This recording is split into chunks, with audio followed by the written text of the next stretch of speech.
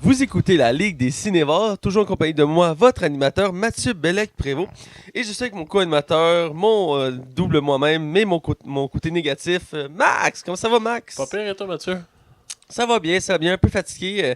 Grosse semaine dans le corps. Ah ouais, moi aussi. Là. Il y a des semaines comme ça que tu as eu ce goût d'être en vacances. Là, Ah ouais, j'ai hâte qu'au congé de Pâques, mon chum. moi aussi, je sais même pas si j'ai congé. Mon boss, il va me le dire lundi. Donc, c'est vrai, t'étais censé m'emmener là-dessus, toi. Ouais, j'ai oublié. En fait, j'ai pas oublié de t'en parler parce que j'ai pas encore eu la réponse. Donc, c'est bon, c'est pas de ta faute.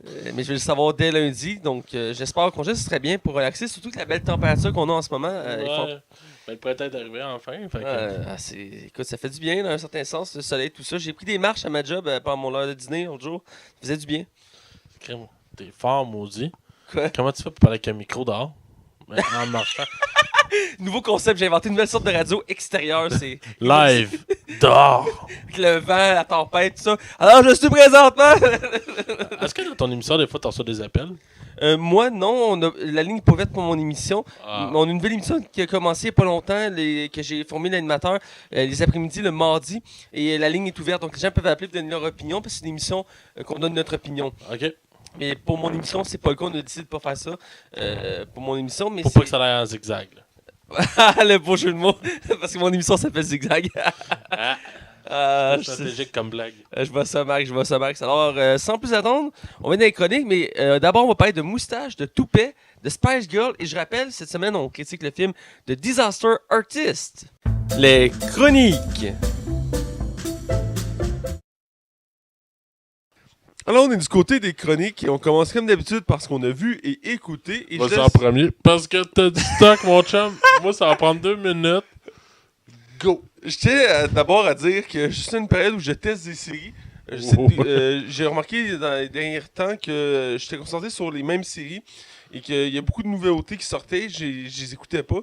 Ben là, Et il y a beaucoup de séries aussi, j'étais en retard. J'ai une liste qui commence à se rallonger pas mal. Donc j'ai commencé à aller m'ouvrir et écouter plus de séries et quelques épisodes de chaque série. Donc pour aller dans cette ligne-là, j'ai commencé par la série AP Bio. C'est une sitcom qui vient de commencer. Il y a comme, je pense, 4 épisodes de sortie, si je ne me trompe pas. Des courts épisodes d'une vingtaine de minutes. Et c'est une petite série qui s'écoute comme ça. C'est pas la série du siècle, mais ça s'écoute bien. Puis dans le fond, c'est un prof d'université d'Harvard en philosophie qui se fait renvoyer de l'école. Il se retrouve à être prof de biologie dans un collège et ça le fait chier. Donc, il passe ses journées à créer des plans avec ses étudiants pour reprendre son poste à l'université, entre autres en battant son ennemi juré qui a volé son poste. Donc c'est une série humoristique et ça me faisait penser un peu à École du rock avec Jack Black, un de mes films préférés à la vie, où il est prof mais il s'en fout, il fait juste ça pour un autre plan. Et c'est un peu le même concept qui est là, mais je dirais que les gags sont pas placés de la même manière, puis il y a aussi beaucoup de gags en rapport avec l'éducation, autant à côté des étudiants qui sont paresseux, qui foutent rien, qui écoutent pas ou qui sont trop intenses, ou les profs qui se foutent de leur job des étudiants, puis que quand ils sont pas en cours, ils se sacent, puis tout ça, par exemple. Donc c'est une petite série intéressante à écouter. Je sais pas si je vais l'écouter au complet, mais ça me divertit de temps en temps. C'est fun d'écouter des sitcoms pour changer d'idée. J'en écoute quelques-unes maintenant, puis je trouve que ça fait un contraste avec toutes les séries lourdes de thrillers, science-fiction que j'écoute. Donc ça fait du bien, ça change les idées. Pour rester dans la même ligne, mes colocs ont commencé, ça fait quelques semaines, et ça fait de temps en temps j'écoute des épisodes avec eux, mais j'en ai écouté beaucoup cette semaine avec eux, donc je voulais en parler. C'est le 70 Show, que j'avais écouté quand j'étais plus jeune à Sovrac TV, sûrement toi aussi t'avais écouté ça. Ouais, c'est cool. Moi, je les ai tous écoutés. Attends, c'est pas vrai. J'ai pas écouté dans la saison. Parce que la moitié des personnages sont plus là. Ouais, mais c'est ça. Il y a en fait 2 des personnages principaux, dont Ashton Kutcher, il est plus là. Ouais, et comment il s'appelait l'autre? L'autre, celui qui faisait Venom dans Spider-Man, entre autres. Oui, c'est Eric Farman, là, le personnage. Ouais. Tu sais. Puis à partir du moment que les autres sont partis, c'est parce que leur contrat finissait. Puis ça a viré. Mila Kunis est resté jusqu'à la fin. Ouais, elle est restée jusqu'à la fin. Mais c'est les 2 principaux vraiment qui sont partis. Puis on a ajouté un nouveau personnage à la dernière saison qui a pas fait. Ah ouais, avec les cheveux longs, là. Ouais, avec les cheveux longs, qui a pas plu à tout le monde. Et entre autres. C'est parce qu'il sent le personnage rajouté parce qu'il fallait mettre du nouveau monde. Ouais, à la dernière minute, tu sais, c'était un peu. En tout cas. Cette série-là, ça aurait fini avec la saison justement qu'Eric Formal et Aston Kutcher s'en vont. Ça aurait fini sur un high. Puis non, fallait absolument qu'on pousse la sauce.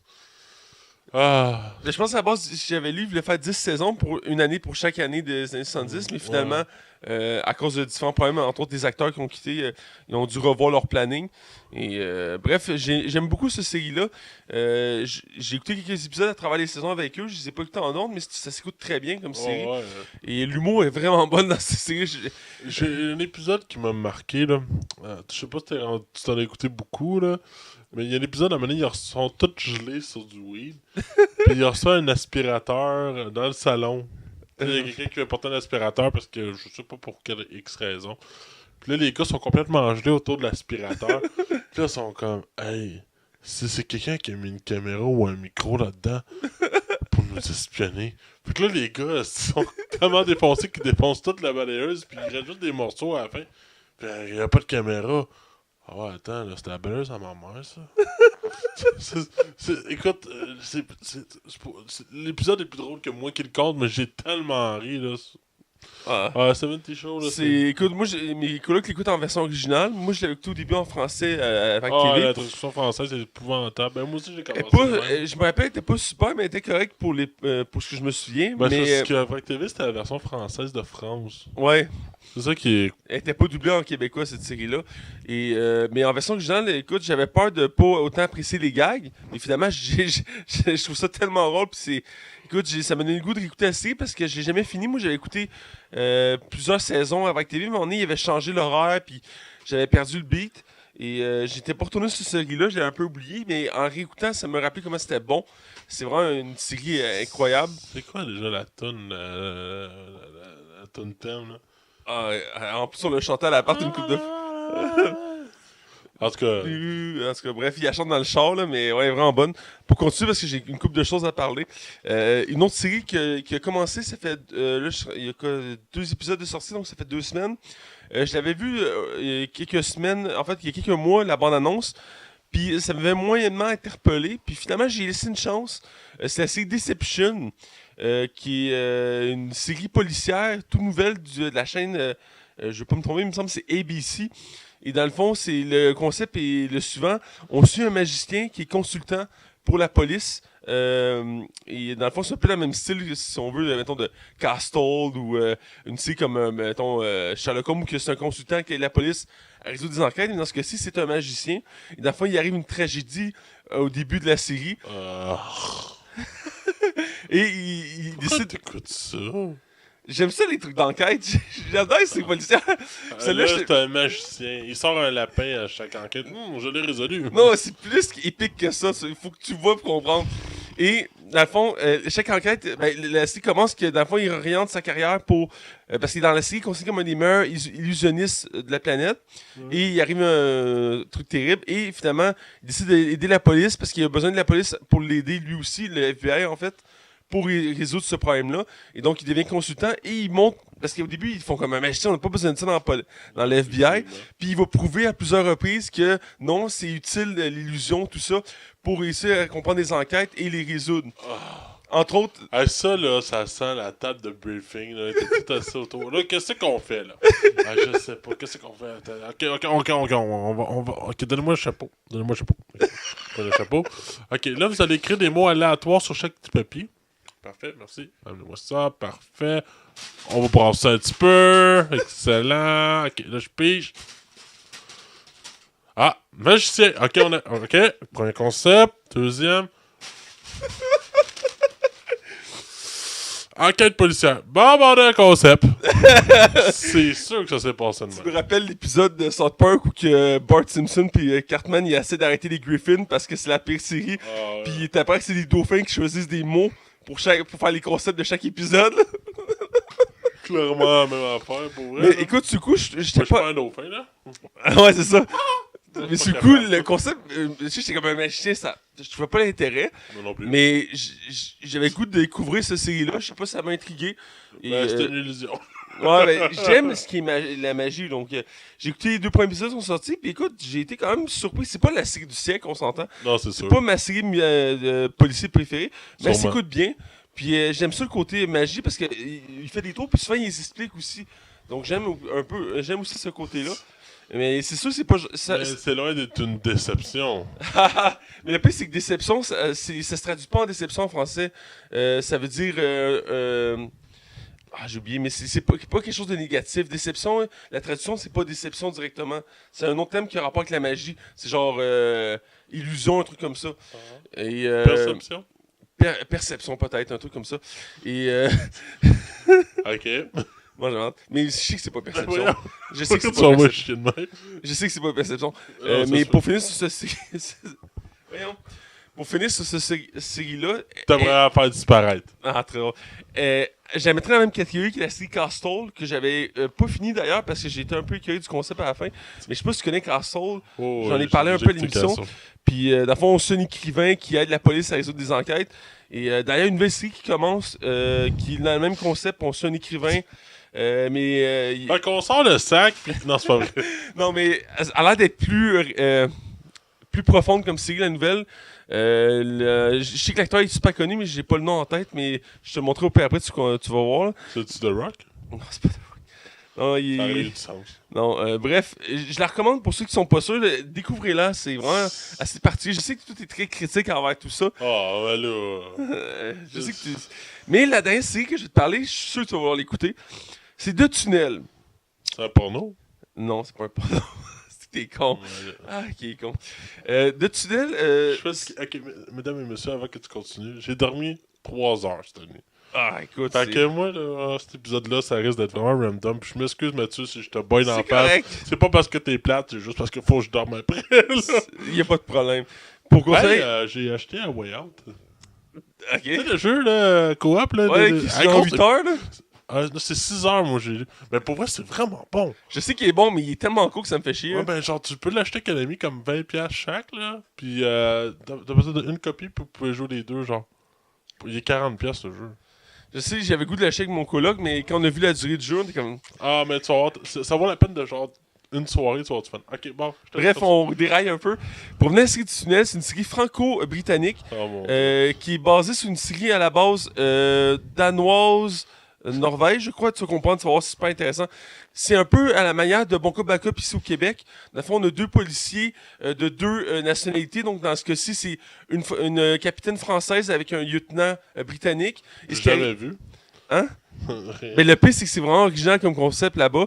On va pas se faire des séries qui mélangent les deux cultures comme ça. Celle-ci, elle représente bien parce que la série, peu importe la version que tu l'écoutes en français ou en anglais, il y a les deux bords. Quand t'es en France, ils parlent en français. Quand t'es en Angleterre, ils parlent en anglais. Puis il y a des interactions comme ça. Puis dans le fond, ce qui arrive, c'est que, je sais pas si tu sais, il y a un tunnel qui traverse la Manche entre la France et la Grande-Bretagne. Ah, je l'ignorais. Ils ont construit ce tunnel-là pour lier les deux pays. Et dans le fond, ils trouvent un cadavre en plein milieu du tunnel qui est à la hauteur des deux frontières. Donc, ils sont obligés d'en mettre un enquêteur de chaque côté pour faire l'enquête. T'es sûr que c'est pas une adaptation de Bon Cop Bad Cop? Ben, je l'ai dit, ça ressemble, mais c'est pas humoristique, c'est comme un polar. C'est très sombre comme série. Il n'y a pas aucunement d'humour là-dedans. Là. C'est très sombre comme série. Et le concept est vraiment bon parce que c'est des courtes saisons. C'est 10 épisodes de la première saison. Il y a 3 saisons. Et à chaque épisode, ça t'emmène dans des directions. Puis vraiment assez particulière. Et il y a beaucoup d'éléments que du coup tu comprends pas, mais c'est comme un casse-tête. Chaque morceau finit par se placer, puis tu commences à comprendre chaque élément. Mais ça avance assez lentement. Mais c'est bon à suivre parce que c'est très intriguant. Puis j'aime le concept qu'on switch entre français et anglais. Puis des fois, c'est déstabilisant parce que tu as une méga scène où ils font des gros discours en anglais. Puis ça switch, puis ils commencent à parler en français. Puis comme... Puis tu sais, ton cerveau était mindé pour comprendre en anglais. Puis là, faut que tu te concentres pour comprendre le français. C'est comme vraiment spécial. Mais j'ai aimé ça. Puis entre autres, oui, ça m'a rappelé Bon Cop Bad Cop, mais... j'ai beaucoup aimé de Tunnel. J'ai pas fini la saison 1 encore, mais j'aime beaucoup Tunnel parce qu'ils vont pas du côté humour. Ce qui est différent parce que oui, c'est le fun l'humour, mais dans ce cas-ci, c'est vraiment très sérieux. Puis ça montre vraiment la culture des deux côtés, anglo-franco, et les tensions entre les deux. Puis ça me rappelle beaucoup Québec, Ontario. C'est le même concept, mais ici sans l'humour. Donc ça peut déstabiliser certaines personnes, mais je sais que la série est un vrai succès en Europe. Et ce qui est particulier par contre, c'est qu'il existe un doublage francophone. Pour ceux qui veulent littéralement l'écouter en 100% français, moi je trouve ça un peu dommage, ça enlève un peu d'immersion à la série. Moi je l'écoute en version originale, donc j'ai des sous-titres pour comprendre les dialogues en anglais parce que l'accent britannique, je dois dire honnêtement, j'ai un peu de misère avec. Mais la série vraiment en soi Ah, mais je l'adore. C'est vraiment une de mes découvertes du moment. J'en ai parlé à quelques personnes autour de moi, puis c'est une bonne série policière courte, qui est vraiment profonde, qui est très bien détaillée. Par contre, c'est une série, il faut t'écouter attentivement. Je te la recommande, Max. Et pour finir, j'évoque un film qui est une des nouveautés du moment, qui est Tomb Raider. Un nouveau, dans le fond, le remake de la première franchise de Tomb Raider, qui est basé sur les jeux vidéo du même nom. On a eu le droit déjà à 2 films avec Angela Jolie et qui avait été considéré comme mitigé. Quoique le premier était correct en soi. C'était divertissant, je pense. C'était surtout ça.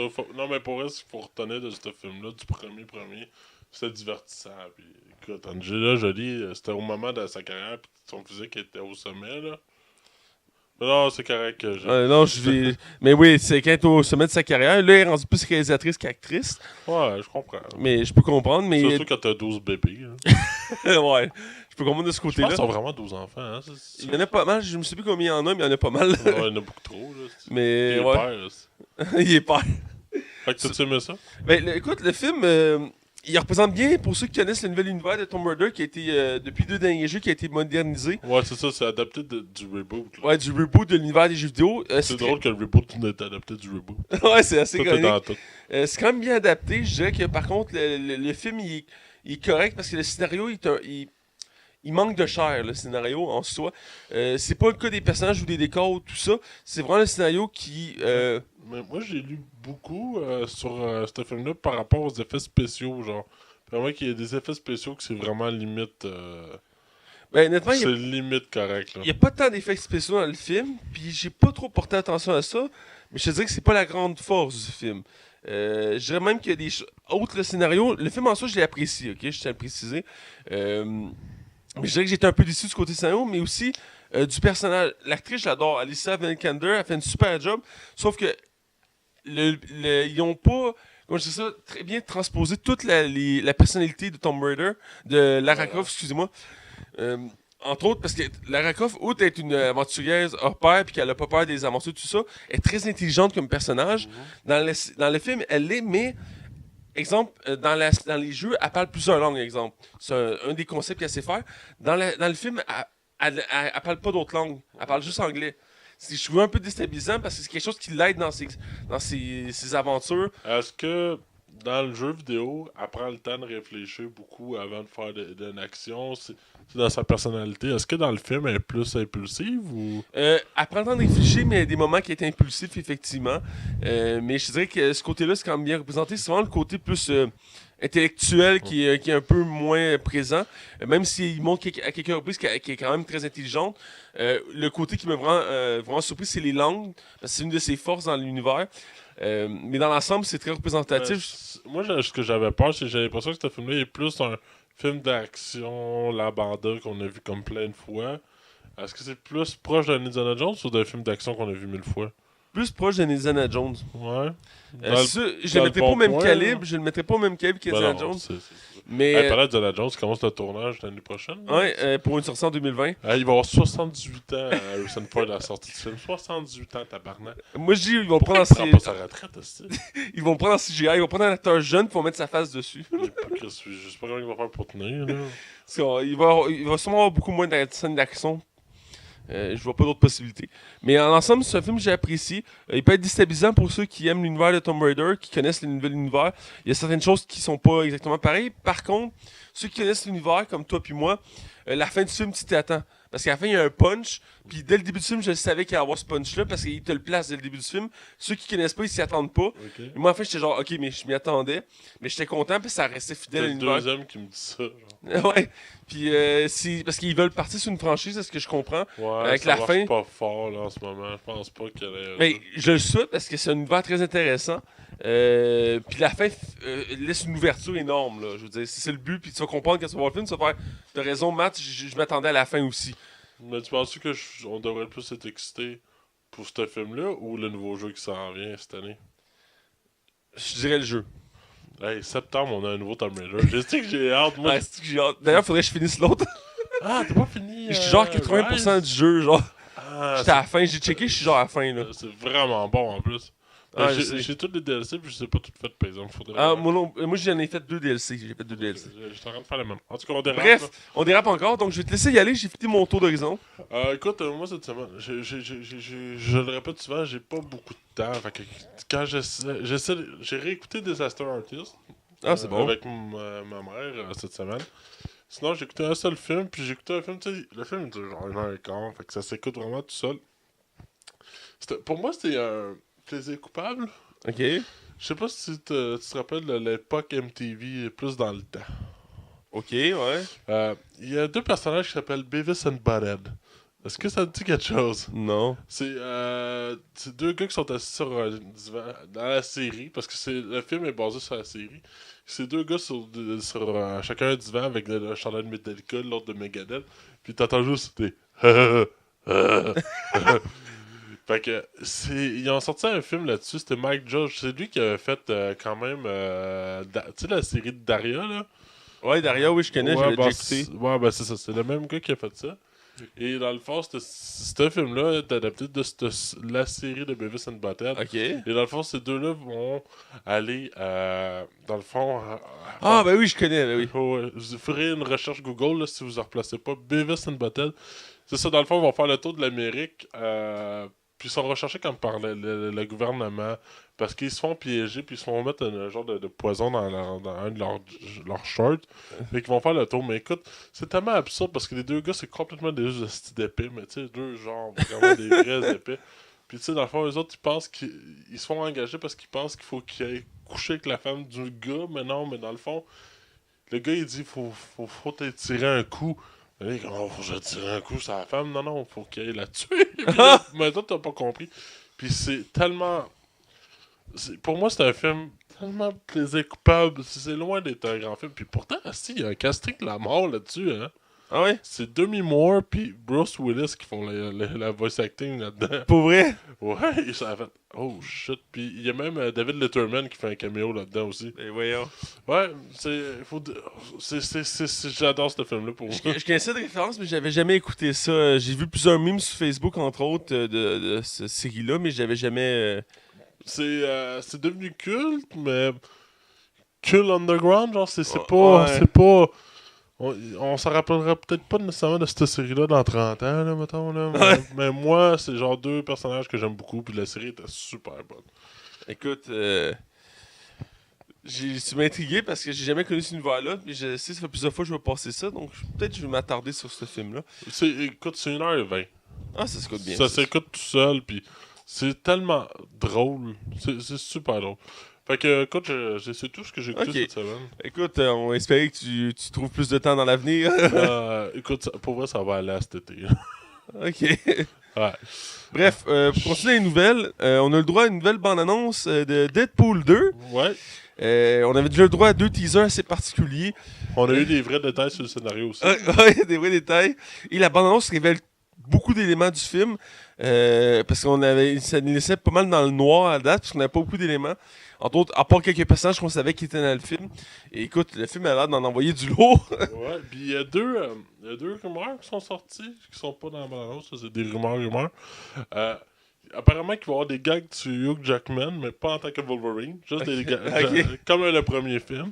Puis le deuxième, c'est qu'il y a eu des reshots. Puis ces reshots-là, c'est soit parce que le film, apparemment, qui n'aurait pas fait l'unanimité par rapport à la qualité du film, ou l'autre rumeur veut que ce soit des rajouts pour faire des liens avec Marvel Avengers. Ah. Ben, tu sais, pas nécessairement le film Avengers, mais l'univers cinématographique.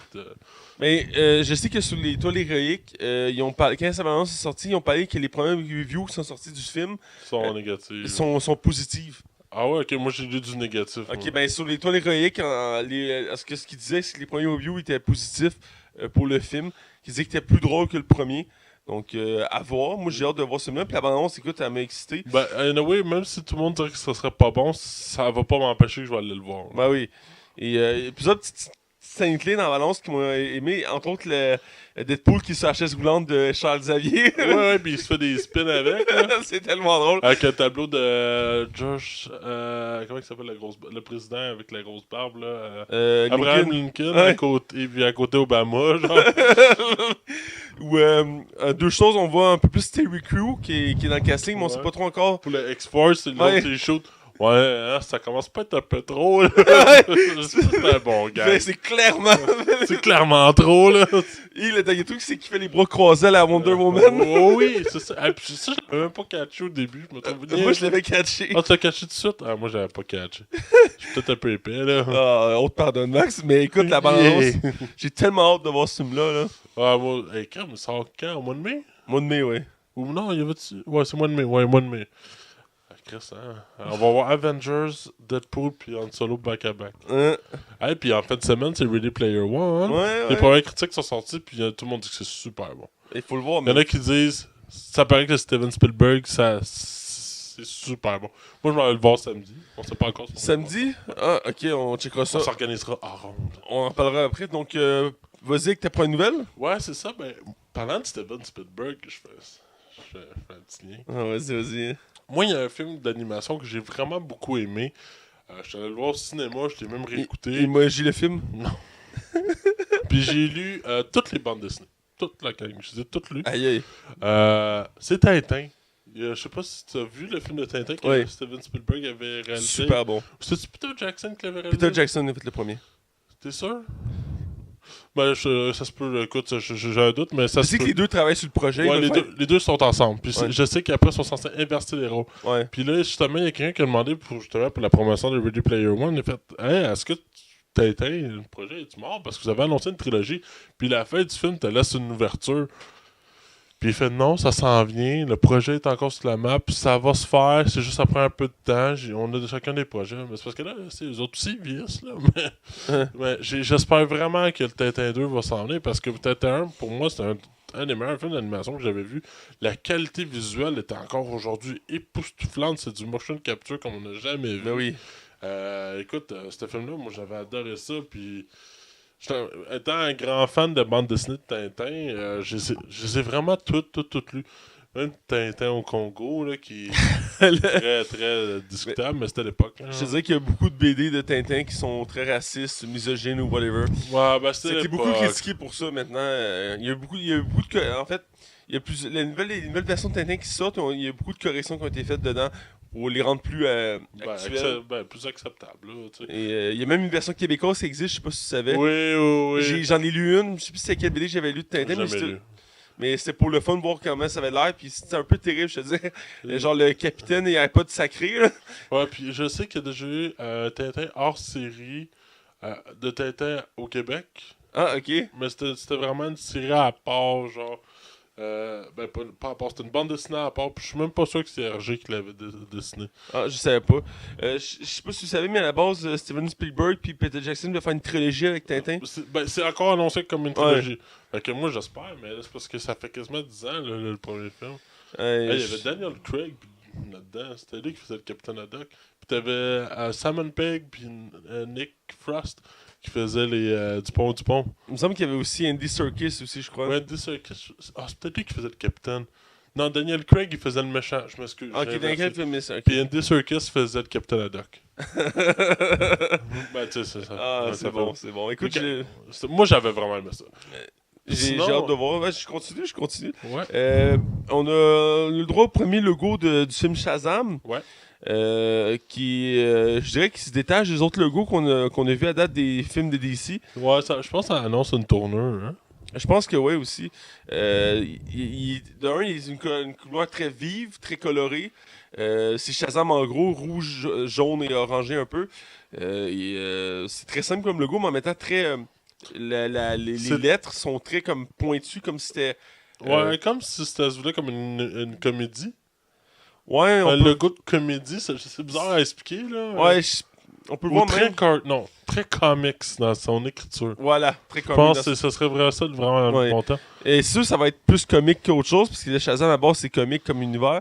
Ben, Mais c'est Je sais pas si ça a toujours été comique, mais je pense que le but, c'est justement de rire du concept, vu que le concept est un peu absurde, genre. Ouais. Moi, je pense que je vais laisser la chance de ce film-là pour eux. Ben moi, je veux le voir, ce film-là. C'est un de mes héros que j'adore beaucoup. Et ça fait longtemps que j'ai hâte de voir un film de lui. J'en ai vu un d'animation que j'ai aimé.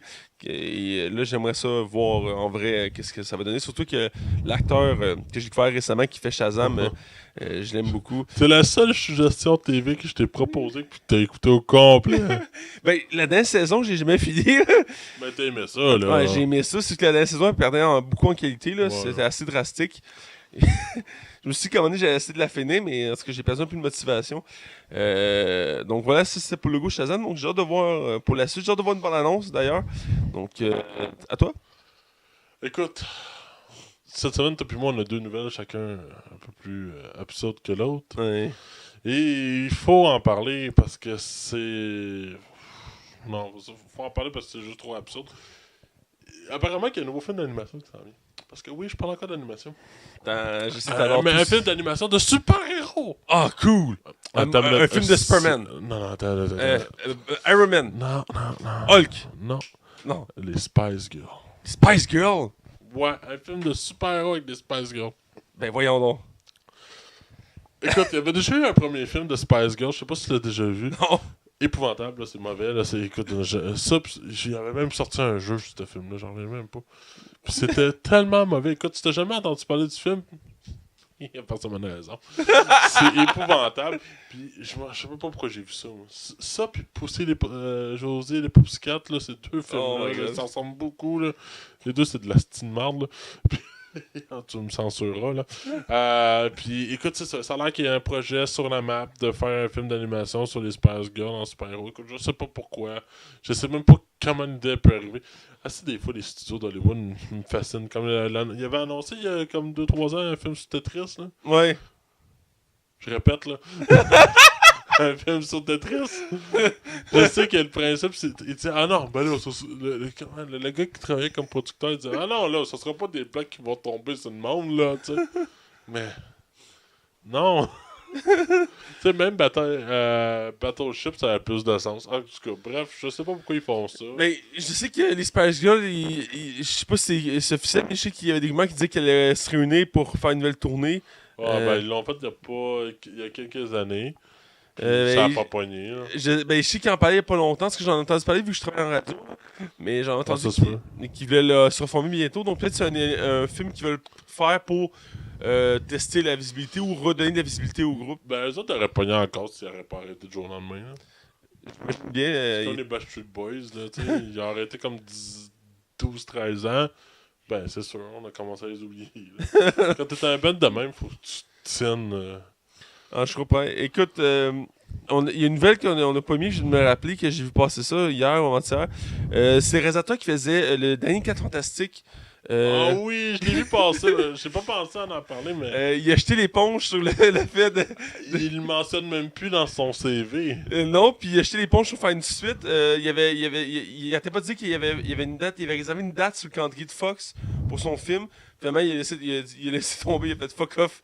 Il a dit qu'il abandonnait le projet parce que ça marchait pas là. Ben, ce gars-là a fait l'excellent Chronicle, puis il a fait le mais il dit que son projet a été saboté, puis j'ai l'impression que j'ai envie de le croire. Tu dis que je comprends même pas comment la Fox a fait pour laisser autant de possibilités à Deadpool. Là. Ouais, parce Il n'y a que pas eu un gros budget non plus. Là. Les 4 Fantastiques, le dernier, ce serait un film à critiquer qu'on devrait faire bientôt au podcast. Faut le faire une fois. Là, c'est tellement marquant comme film. Mais bref, c'était assez drôle comme nouvelle. Puis je veux dire, je trouve ça drôle parce qu'il y a pas longtemps, il était hyper motivé en voulant faire une suite. Il disait qu'il croyait au projet puis qu'il allait mettre toute son énergie pour faire un deuxième 4 Fantastiques. Puis là, ben, il a jeté l'éponge. Fait que, ouais. Bref, ma dernière nouvelle, c'est une nouvelle loufoque. Ouais, la plus drôle. Très drôle, c'est sur Henry Cavill, celui qui est connu mondialement pour Superman. Oui, continue à chanter, c'est très bien. Et c'est sur le gag de sa moustache qui a fait rire beaucoup de monde. Pour ceux qui ont vu le film Justice League, on peut voir sa face déformée. Ah, tabarouette, déformé. Puis il y a du monde qui a montré plein de fois qu'il était capable d'enlever la moustache. Ouais. Puis genre que ça va super bien, là. Genre, ça paraît même. Ah, c'était assez terrible. Et là, c'est lui qui avait fait une vidéo où il s'est rasé la moustache. Et il a fait une vidéo nostalgique sur sa moustache, disant que de pas paniquer, qu'il est toujours le même, mais qu'il a enlevé sa moustache pour l'instant. Mais la première phrase qu'il dit, il dit non, c'est bien vrai. Ma moustache n'est plus là et ce n'est pas dû à du CGI. Ouais. Ça a fait c'est excellent. La vidéo est assez cool, je vous invite à la voir, elle est très drôle. Puis il fait un montage avec dans plein de films qu'il a fait, tout plein de moments qu'il avait une moustache. Et à un moment donné, en plein milieu du vidéo, de sa face Pas de Justice League. Sans moustache. Déformé, là. Ah, c'est tellement drôle. Mais même lui, quand il a dû voir le résultat à la fin, il a dû faire. Ça passera pas, ça. C'est sûr que ça passe pas. C'est assez terrible. C'était assez terrible. Bref, c'était ma nouvelle loufoque pour finir mon tour d'horizon. Et toi? Je finis avec une note triste. Je sais que t'as le cœur meurtri. Là. Mais je comprends sa décision. Ah. Tu sais, des fois, quand ça marche plus, faut mieux arrêter au sommet Oui. que rendu en bas. Et c'est ce qu'il a dit aussi. Il dit qu'il a débarqué du train avant que ça allait trop vite. Chris Evans, qui nous fait Captain America depuis 2011, quitte l'univers Marvel officiellement après Avengers 4. Fait que j'ai écouté Spoiler Alert, d'après moi, il sera plus là dans le 4 là. Fait que c'est la fin de ce pauvre petit bonhomme là. Captain America aura fait quand même pas loin de la trilogie. Ouais. Les 4 Avengers fait 7 films pareil, puis il apparaît dans Spider-Man, fait que ça fait 8. Ouais. Il fait une petite allusion dans Thor 2, je crois, fait 9. Ouais, c'est vrai. Grâce à Ouais. il l'a joué. Il l'a joué. Il l'a joué. Ah non, il apparaît même dans Ant-Man. Oui, il apparaît même dans Ant-Man. À la fin dans le post-crédit. Oui, c'est vrai. Fait que on s'est rendu quoi à 10 là? À 10, ouais. Il l'a joué, hein? Il l'a joué. Il l'a joué.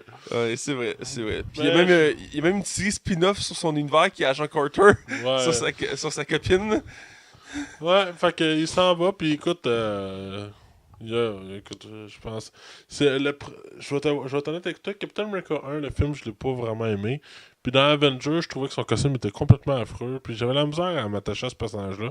Puis à partir de Winter Soldiers, le personnage, j'ai réussi à vraiment l'aimer, là. Ben oui. J'étais pas capable. Moi, je me disais, Chris, c'est un personnage de même, tu peux pas rien faire avec ça, là, t'sais.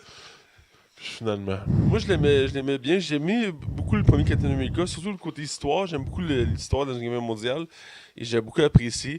Et ça faisait plusieurs fois qu'il parlait, entre autres, qu'il voulait lâcher l'univers de Marvel. Parce qu'il voulait se concentrer sur plus des films indépendants.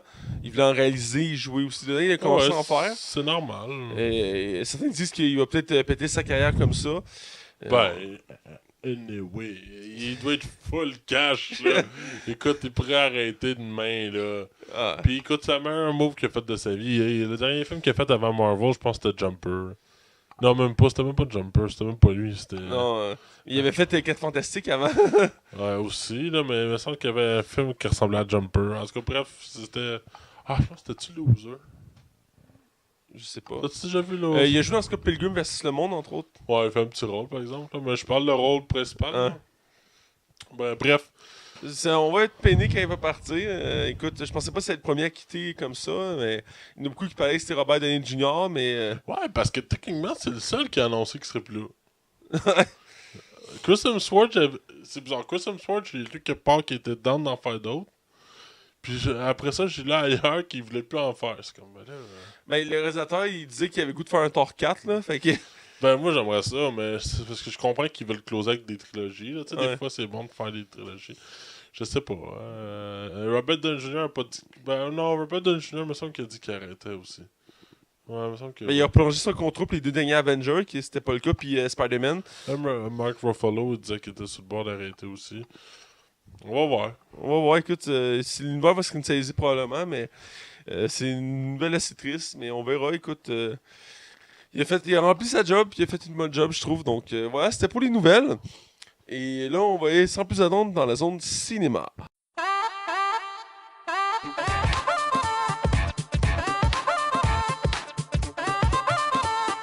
Bienvenue dans la zone cinéma.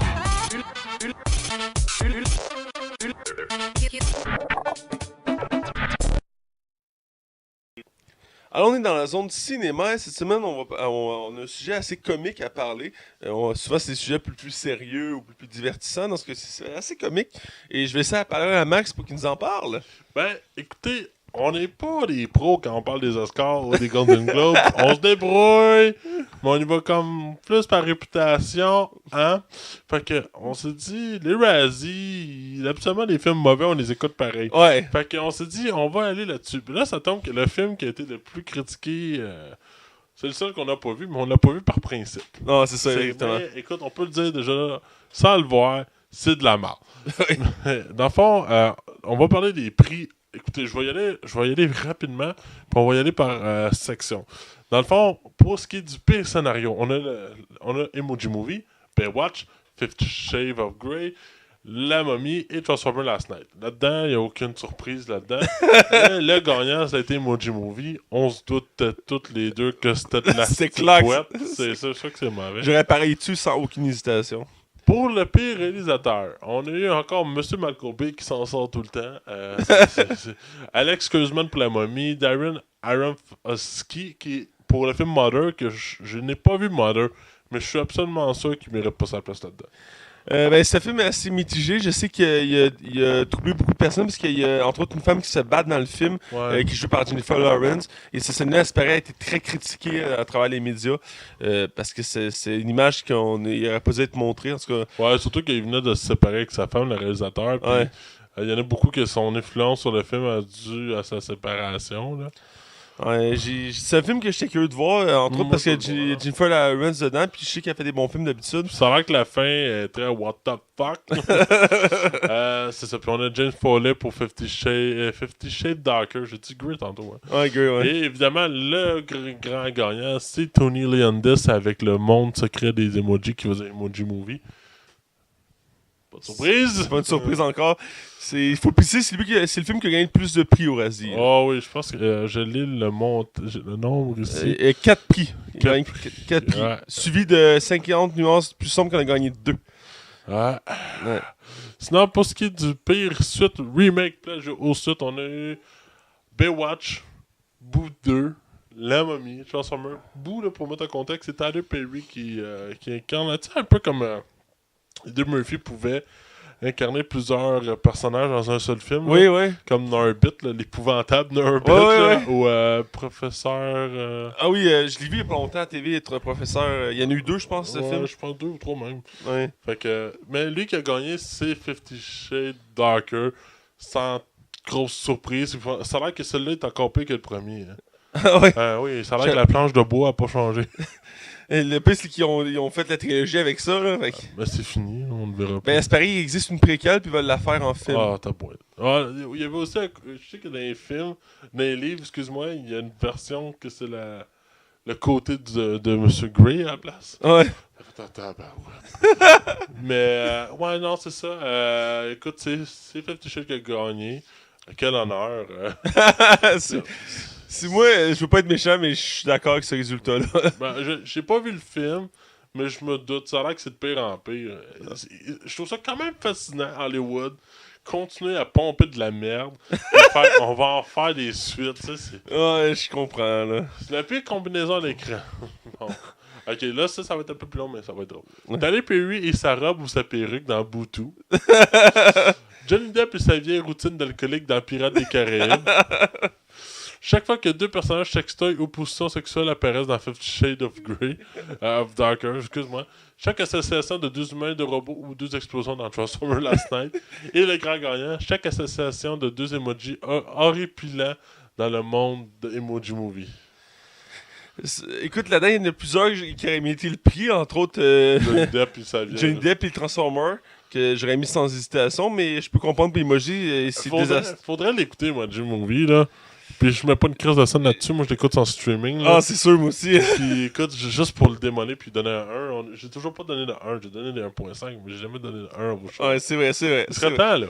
Je pense qu'il mériterait le 1. Jouer là-dedans. Ok, excuse-moi. Pire second rôle féminin. Dans le pire second rôle, dans le fond, le rôle secondaire dans le film, On a eu Suzanne Sarandon dans le Bad Moms 2, que je n'ai pas vu. Je n'ai même pas vu le 1, anyway, là. J'espère le 2, c'est terrible. Là. Le 1, j'espère qu'il était bon, mais le deuxième, c'est terrible. Là. Sinon, on a eu Goldie Hawn dans Snatched. Tu sais, le film avec la mère et sa fille qui font... Ah oui, j'ai vu ce film-là. Ah ouais, t'as vu ça? Je l'ai vu, il passait à super écran de Tu n'as mémoire. même pas parlé au podcast. J'ai oublié d'en parler. Ouais, ça valait peut-être même pas la peine. Ouais. On a Laura Haddock, je sais pas c'est qui, dans Transformer. Je pense que c'est la nouvelle actrice mannequin qui joue dans le film. Évidemment. De mémoire. Et Sophia Boutella, qui est la blonde dans The Mommy. C'est la momie. The Mommy? Sophia Boutella, c'est la momie. Ah, pour vrai? Oui. Ah, tu vois. C'est l'actrice française, mannequin. Ah oui, t'as bien fucking trop raison. Genre, je connais mes actrices. Hein? Ouais, je suis fourré. Puis Kim Basinger dans Fifty Shades Darker, je savais même pas qu'elle jouait là-dedans. Puis en plus, c'est une grande actrice comme Basinger. On la voit plus. On la voit, depuis qu'elle a beaucoup vieilli, on la voit beaucoup moins. Mais c'est triste qu'elle est rendue qu'elle a fait des pires rôles. Parce que je pense qu'elle a déjà gagné des Golden Globes pour ses performances. Donc, what the fuck, Anthony Hopkins jouait dans Transformer Last Night, pour vrai? Ouais, je l'avais dit. Ah, ça se peut, tu me l'as dit. Je t'avais dit, puis son rôle était pitoyable. Anthony Hopkins, comment tu peux laisser autant de talent faire des enfants de main? Vas-y, pire second rôle masculin. On a encore Transformer avec Josh Duhamel. On a Russell Crowe dans Mommy, on n'est pas trop surpris. On a... Ah, là, je suis mitigé. Javier Bardem dans Mother, ainsi que dans Pirates des Caraïbes. J'ai pas vu Mother encore. Faut vraiment... Ouais, donc, je veux le voir. Ouais, moi aussi. Puis c'est Mel Gibson qui a gagné dans Very Bad Dad, Daddy's Home too. Honnêtement, je suis pas d'accord. Parce que j'ai vu ce film-là récemment et j'avais apprécié la performance de Mel Gibson. C'est pas sa meilleure performance, mais il reste que j'ai quand même aimé dans le film. J'aurais pas mis en premier, j'aurais mis Anthony Hopkins, moi, pour ce prix-là, honnêtement. Là. Sinon, pour les pires acteurs, on a Mark Wahlberg dans Daddy's Home 2 et Transformer dans ce Zac Efron dans Baywatch. Il aurait mérité amplement Zac Ah Efron. ouais, c'est personnage poche. J'ai rien contre Zac Efron, mais là-dedans, c'est épouvantable. Javier Dornan pour Fifty Shades Darker, qui... Il fait l'acteur principal, là, c'est la planche de bois. Là. Johnny Depp, ouais, la planche de bois, c'est comme faire encore. Et Johnny Depp dans Pirates of the Caribbean, qui probablement... C'est ironique parce qu'il avait déjà été dans le premier Pirates des Caraïbes ou le deuxième, il avait été nominé au Golden Globe ou pour ce rôle-là. pour ce rôle-là. Et là, il est nommé pour le même rôle, mais dans les razzies. C'est assez ironique, effectivement. Sinon, ben, le grand gagnant, c'était Tom Cruise pour La Momie. Je sais pas si peut-être... J'aurais pris plus Zac Efron, à mon gars à moi, là. Dans les shows ici, la plupart des films que j'ai vus, sauf 50 nuances de Grey, même si je considère que James Dorman dans le premier était médiocre, donc ça doit être la même chose dans le 2, j'aurais pas mis Tom Cruise. Le 3, le sombre, c'est le 3? C'est pas le clair, le troisième? Non. 50 nuances plus clair? C'est le 2, ça. Ah, excusez-moi. Et Ben, là, tu mets un doute, là. il me semble que le troisième, c'est le clair parce que ça finit bien. Mais Darker, c'est le plus sombre. Plus sombre, c'est le deuxième parce que c'est... Non, mais c'est Chip Darker. Ouais, darker, ça veut dire sombre. Oui. Puis le dernier, c'est clair. C'est 50 nuances plus clair. Ouais, mais ça, c'est le troisième, celui-là. T'es sûr que c'est le troisième? Ça, je suis pas mal sûr. On checkera au pire après, c'est pas grave. Moi, je suis sûr que c'est le deuxième. Pour pire actrice, oh mon dieu. Surtout que le troisième vient de sortir. Il est encore au cinéma, fait que ça m'étonnerait. J'étais allé au cinéma la semaine passée, puis il est encore en salle. Ah, puis t'as encore ça? Ah, ça se peut, si tu me doutes. Il sort en février. Tu me doutes, ça se peut. Ça se peut. Je pense que j'ai raison. Bref, j'aurais pas mis Tom Cruise comme pire acteur dans ce show-là ici. Honnêtement, j'aurais mis Zac Efron, mais j'avais une tendance aussi pour Johnny Depp parce qu'il m'a quand même pas mal déçu dans les Pirates des Caraïbes. Mais Tom Cruise, je trouve pas que c'était si pire que c'est pas tant lui le problème du film, là. Sinon, pire actrice. C'est celle que je peux pas vraiment parler pour la récompense. Toi, tu peux en parler un peu plus. Emma Watson pour The Circle. C'est plate, j'adore Emma Watson, mais là-dedans, il faut dire, The Circle, c'était vraiment ordinaire. Jennifer Lawrence, écoute, j'ai la misère à croire ce film-là. En plus, il s'est pas fait ramasser par les reviews. Je comprends pas qu'il se fasse autant ramasser dans les radis. C'est la question à 100$. On a Dakota Johnson dans Fifty Shades Darker, celle qui fait le rôle d'Anastasia. Pas surpris. Moi non plus. On a Catherine Hag. Elle a plus de carrière, ça n'a pas de sens. Dans Rivals. J'ai aucune de ses co-Rivals. C'est la seule chose que je pense que je connaissais pas, à part Boo, là. Il y a Robert puis Boo que je connaissais pas des. Il y a Rosario Dawson dans le film. Ouais. Mais c'est ça. La pire actrice, c'est Tyler Perry, qui est un homme. T'es un homme? Dans le film, il est un homme. Je Dans le film je connais Bluetooth, pas, je connais pas. C'est la même affaire que Eddie Murphy, comme je te dis. Oh my god. Ça a l'air que c'est épouvantable, mais le premier a vraiment marché fort aux États-Unis. Ici, ça a pas. Il est même pas sorti en salle ici. Aïe aïe. Mais ça a marché fort. Écoute, quand je vois Disaster Artist qui a fait 30 millions au box-office, puis ce film-là a fait juste 150 millions. Genre. C'est terrible. Puis les pires films, on a Transformer, Sans surprise. La Momie, Sans surprise. 50 Shades Darker, Sans surprise encore une fois. Baywatch, Effectivement. et Emoji Movie qui est le grand gagnant. On s'en doutait tout. On savait qu'Emoji allait être tout rare. Si on regarde juste par les critiques, Emoji gagné par défaut, c'est lui qui a été le plus bon en termes de notes. Je pense qu'il est rendu à 9%. J'avais regardé à Rotten Tomato il y a pas longtemps, il était rendu à 9%. Mais le concept de base, c'est de la merde. C'est de la propagande. C'est de la propagande. Moi, j'appelle ça de la propagande. Ben écoute, s'il passe une seconde, on va pouvoir dire que c'est une propagande, là, mais il voulait faire une suite de base, donc... Le film a marché au cinéma. Ouais, Ça a Il faut pogné. pas sous-estimer le pouvoir des enfants. C'est ça le problème. Si t'es pas à vouloir consommer un cellulaire, là, c'est ça qui arrive. Ouais, c'est assez terrible. Écoute, pas tant de surprises, je dirais, pour cette version des Razzies. L'année passée, c'est moi qui en avais parlé. Et il y avait quelques trucs que j'étais ambigu, mais cette année, la plupart, je suis d'accord. Et c'est toujours drôle à écouter. J'ai jamais eu la chance d'écouter la présentation des Razzie Awards. Mais je suis toujours curieux de voir les résultats parce que c'était très loufoque. Et des fois, il ajoute des catégories, des fois, il en enlève. Puis comme il y en a une, c'est l'épée combinaison à l'écran. Ça, je trouve ça très loufoque. Puis des fois, il offre des spécial prix. Il y en avait offert un il y a très longtemps pour Sylvester Stallone. J'en avais déjà parlé pour l'ensemble de sa carrière en disant que c'était le pire acteur du cinéma. Puis ils en font une fois de temps en temps. C'est un truc que j'aimerais qu'ils fassent à chaque année. Ils le font pas à chaque année, malheureusement. Mais c'est quelque chose que j'aimerais voir parce que c'est toujours drôle à voir. Mettons, ils vont mettre le Razzie du pire acteur de l'année. Tu sais, ça peut être bon. Ça ramène un peu sur terre quand tu vois genre les Oscars qui sont prestigieux. Puis qu'on se disait, on s'est répété souvent qu'on se reconnaissait pas dans les Oscars ces dernières années. Ben, ça aide un peu à balancer le tout, là. Ouais, c'est ça. C'est un bon équilibre. Puis pour ceux qui ont eu de la musique avec les Oscars, écouter Razzie, c'est rafraîchissant dans un sens. Ouais. Donc voilà, je pense que c'était important d'en parler. Ça fait quand même un petit moment qu'on a eu lieu, mais on n'a pas eu la chance encore d'en parler. Et je pense que l'occasion s'y prêtait bien. Entre autres parce qu'on va parler de Disaster Artist. Qui est le pire, le film, un super bon film basé sur le pire film de Twitter. Voilà, c'est l'ironie de la chose. Donc sans plus attendre, on va aller du côté non-spoiler pour parler de Disaster Artist. Drette là. Attention, vous rentrez dans la zone non-spoiler. Attention, vous rentrez dans la zone non-spoiler. Alors, on est dans la zone no spoiler et cette semaine, je rappelle, on critique le film de Disaster Artist, un film réalisé par James Franco, l'acteur, mais aussi réalisateur. Il a fait beaucoup de films indépendants, plus ou moins connus. Oui, je suis pas signé avec toi en disant qu'il avait rien fait d'autre. Ouais, une chance que c'est moi qui est la source de référence au cinéma. Mais on pourrait vous les nommer, c'est très méconnu, là. Alors, il y a des acteurs connus dans ses films, on l'a regardé. Mais c'est des amis à lui. Ouais, tu sais. c'est des amis à lui. Mais dans l'ensemble, c'est plusieurs films indépendants. Certains qui m'ont intrigué, que j'aimerais ça écouter. Mais pour l'ensemble, c'est vraiment son plus gros film qu'il a fait à date. C'est de Disaster Artist, qui est, en mon sens, un excellent film. On va en reparler. Il y a une petite parenthèse que je voudrais mettre. Ouais. On a oublié de les mettre dans les nouvelles. Je viens d'y penser. T'as-tu vu la nouvelle bande-annonce de Jackass? Non, j'ai pas vu. Ils ont décidé de faire un film scénario Ok. avec des vraies cascades, genre. Ok. Ça a l'air malade. Allez voir ça. Bref, fin de la parenthèse. On retournons à notre concentration du film. Donc, côté casting, James Franco, comme j'ai dit, acteur principal qui fait Tommy Wiseau. Ouais. On a son frère Dave Franco qui joue son meilleur ami dans le film. Greg, ouais. Greg, voilà. Et on a Seth Rogen qui joue un des réalisateurs dans le film. Ouais, il est assistant réalisateur, je pense. Ouais, c'est ça, c'est un réalisateur. On a aussi Josh Hutcherson. C'est lui qui joue le petit gars qui est pas un petit gars, qui est un Il est petit pas sûr, gars, là. Il y a un petit rôle, mais pour le casting principal, c'est ça. Il y a beaucoup d'autres actrices ou acteurs dans le film importants.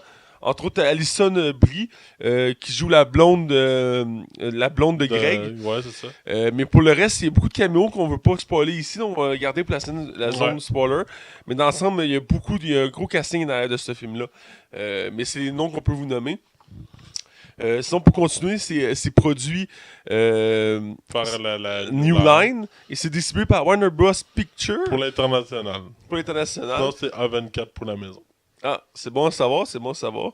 Et côté critique, Metacritic a donné 76% d'avis positifs et le public a donné 77%, donc ils se rejoignent. C'est vraiment bon quand tu y penses. Là. Ben oui.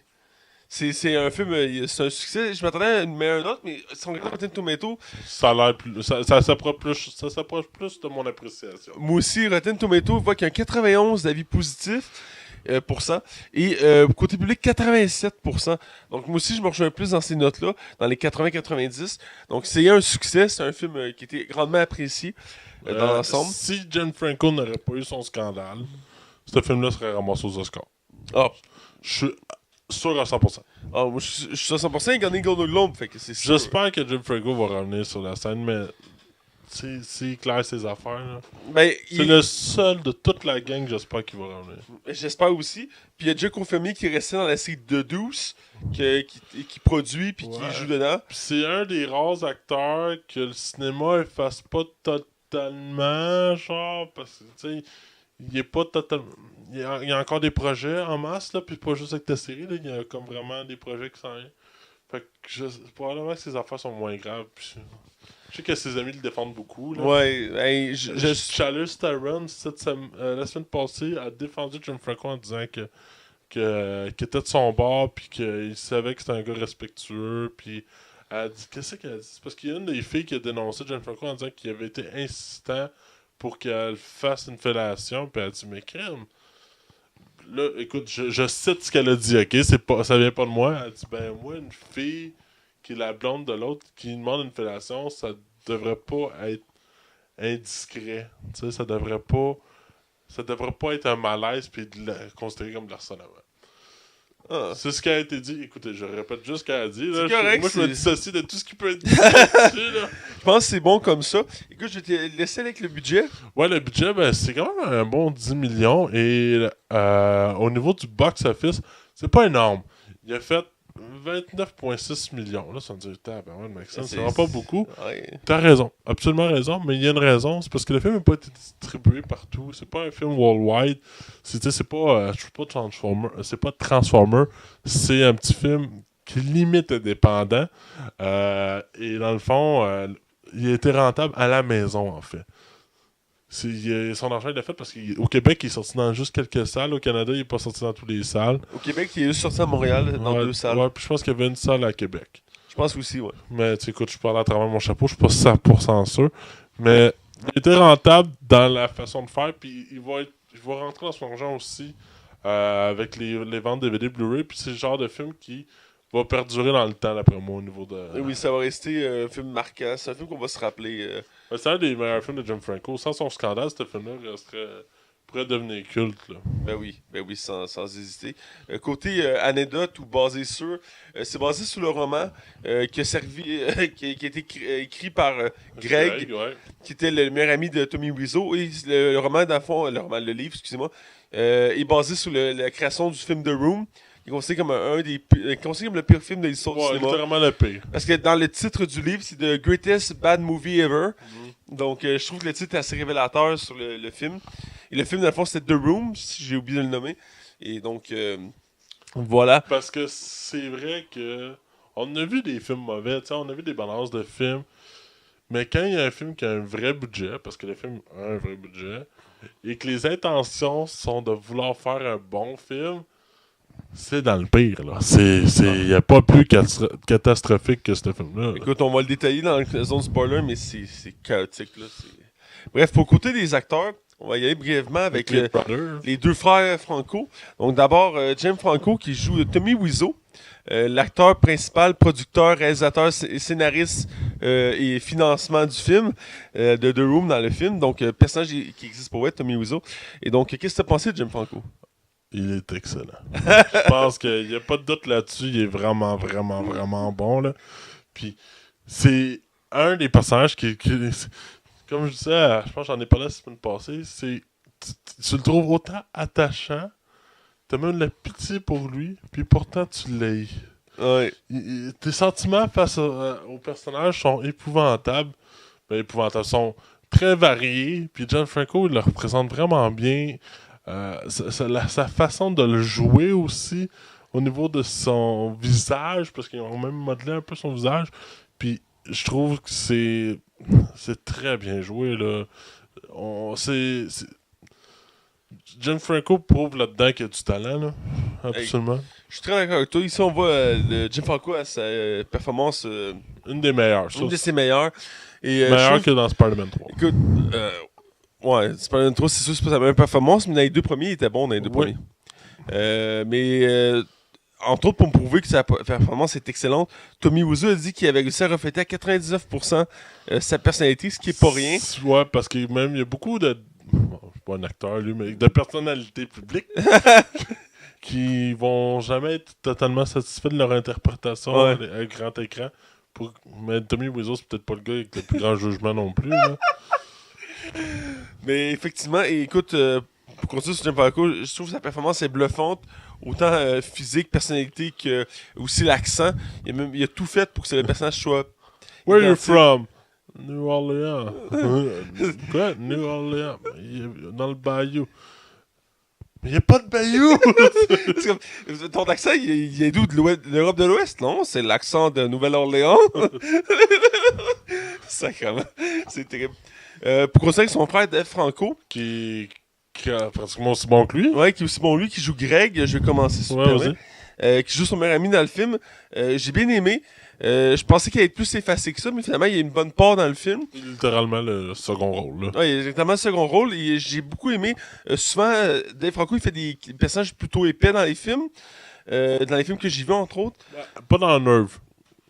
Qui était pas bon, là, mais... Généralement, il sert de personnages comme plus cave ou douchebag. Moi, je l'avais connu dans 21 Jump Street. C'était le dealer de drogue. Oui, je m'en souviens, oui. Mais dans la date, je l'ai adoré, j'ai aimé sa performance, j'ai aimé qu'on voyait qu'elle était profonde, qu'elle était travaillée, puis on avait de l'attachement pour lui. Même des fois, on sentait qu'on voyait qu'il était désemparé, puis il cherchait des points de repère, puis au début de film, il a l'impression que sa vie marche pas, puis moi, je l'ai senti cette émotion-là, puis j'ai trouvé qu'il avait bien. Puis j'ai pas trop vérifié sur Greg qui c'était comme personne, mais je trouve que j'ai cru à l'existence de cette personne-là, puis j'ai senti que c'était profond. Ouais, parce que c'est un personnage qui a complètement été floué là-dedans, quelque part. Ouais. Il a été pris, puis il a probablement manqué sa chance d'avoir une vraie carrière. Ça en est triste, parce que c'est une histoire vraie, là. C'est pas du spoiler, Ouais. c'est une histoire vraie. Et c'est pour vrai... tu sais, autant que sa barbe est mal faite, là, mais je pense mais même dans la vraie vie, le gars, quand il en porte une, ça fait pas, là. Je pense que c'est voulu. Puis là-dedans, c'est là-dedans, mais non, pour vrai, Dave Franco, c'est vraiment... C'est bien joué, pour vrai, il y a comme une empathie pour Tommy Wiseau, puis j'ai tellement envie d'y croire. Ouais. Ah, j'ai aimé ça. Non, pour vrai, sa performance, c'est une très bonne performance. J'ai trouvé ça touchant, son rôle. Moi, je suis sûr qu'il aurait été nominé en tant que second rôle. Je l'aurais vu aussi, entre autres, oui. On va aller avec l'appréciation du film. Ouais. Je vais te laisser y aller. Parle-moi de ton appréciation. Écoute, moi, j'avais vraiment hâte de le voir. Ça faisait longtemps que depuis moi, on en parlait. On avait vraiment hâte de le voir. S'il aurait sorti dans des salles au cinéma, je pense qu'on aurait été le voir sans hésiter. Malheureusement, il n'y en avait pas dans notre région, puis c'est plus compliqué pour nous autres d'aller à Montréal. Mais écoutez, comment dire de ce film-là? Ce film-là, c'est un des meilleurs films, si c'est pas le meilleur que j'ai vu de l'année passée. Pour un film de l'année passée. C'est vraiment très bon, c'est vraiment bien joué. C'est attachant, c'est drôle. Des fois, c'est vraiment drôle. Des fois, ça en est triste. Des fois, c'est malaisant. Puis le film joue beaucoup sur plusieurs cordes, mais il les maîtrise toutes. Puis pour moi, c'est ce qui rend ce film-là exceptionnel. Autant que c'est un film d'auteur, que ça n'en est pas un, c'est vraiment un des meilleurs drames que j'ai vu au courant des 2-3 dernières années, facilement. Je suis d'accord là-dessus, c'est un excellent film que j'ai beaucoup apprécié. Je veux dire honnêtement que d'abord je connaissais pas le film The Room avant que tu m'en parles. Oh non! J'avais déjà vu l'affiche à quelques reprises, mais j'avais jamais porté attention à ce film-là. On en reparlera de l'affiche d'ailleurs tantôt. Et c'est quand tu m'as montré la bande-annonce de Disaster Artist, j'ai tellement trouvé ça drôle que je voulais voir ce film-là. Et je me suis renseigné après sur The Room et sur l'univers autour de The Room. Moi, ça faisait comme. Je pense que ça faisait 10 ans que je connaissais ce film-là. Écoute, j'ai voulu le connaître avant, puis là, j'ai goût de voir The Room. Je suis censé écouter avec des amis, j'étais censé le faire en fin de semaine. Finalement, ça n'a pas donné, mais on prévoit d'ici les prochaines semaines de l'écouter pour s'en faire une idée. Mais dans l'ensemble, c'est extraordinaire comme film. Les performances sont éblouissantes, surtout de James Franco. On oublie que c'est James Franco qu'on voit à l'écran. On a l'impression que c'est Tommy Wiseau. Une chose pour James Franco, c'est vraiment une belle performance. Puis aussi pour tous les caméos, c'est tous des caméos très surprenants. Certains que je vais nommer tantôt que j'ai vraiment été surpris. Puis j'ai bien aimé aussi Seth Rogen, même si c'est très facile dans le film. Ça fait du bien de le voir faire ça. Il fait pas le rôle, c'est pas lui qui fait le comic relief dans le film. Pas du tout. D'habitude, il est souvent représenté pour ça. Dans ce cas-ci, il est plus le côté raisonnable, la raison. Là. Ouais. C'est lui qui est le plus la terre à terre dans le film. Là. C'est ce qui est très drôle. C'est le moins épais. C'est un des moins épais de la gang, c'est ça qui est drôle. Parce que d'habitude, il fait tant l'épais. Mais j'ai apprécié cette façon de l'air. Puis j'ai aimé voir qu'il est capable de faire quelque chose d'un peu plus sérieux pour une fois. Parce que c'est rare qu'il fait. Il l'a fait récemment pour le film Steve Jobs. J'espère que sa performance était quand même appréciée. Oh, oui, il était vraiment bon dans Steve Jobs. Que j'ai pas encore vu, que j'aimerais voir d'ailleurs. Faut voir ça. Mais reste, j'avais bien aimé. Donc, en ensemble, c'est un très bon film. Et oui, ça peut être considéré comme certains pour un film indépendant, mais c'est un film à découvrir. Même si vous ne connaissez pas l'univers de The Room, écoutez-le. Je l'ai fait écouter à mes amis qui ne connaissaient pas The Room. Ils ont adoré le film, puis là, ils veulent voir The Room. Donc, c'était pour donner une idée. Donc, voilà. Et là, on va dans la zone spoiler pour vraiment plus en parler en détail. Attention, vous rentrez dans la zone spoiler. Attention, vous rentrez dans la zone spoiler. Alors, on est dans la zone spoiler, et là, on va parler en détail du film. Donc, c'est un film que je dirais que... Comment on peut partir ça? C'est un film... Dans le fond, ok, je vais résumer le film. Ah, c'est vrai, j'ai oublié de parler de l'histoire du film, mais c'est pas grave. Pas grave. Pour résumer le film, dans le fond, le film est basé sur un livre de Greg par rapport à The Room.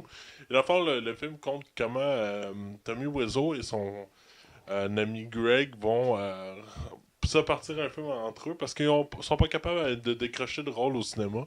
Et Greg vient à une nation, il fait écoute, Tommy, on devrait se faire un propre film.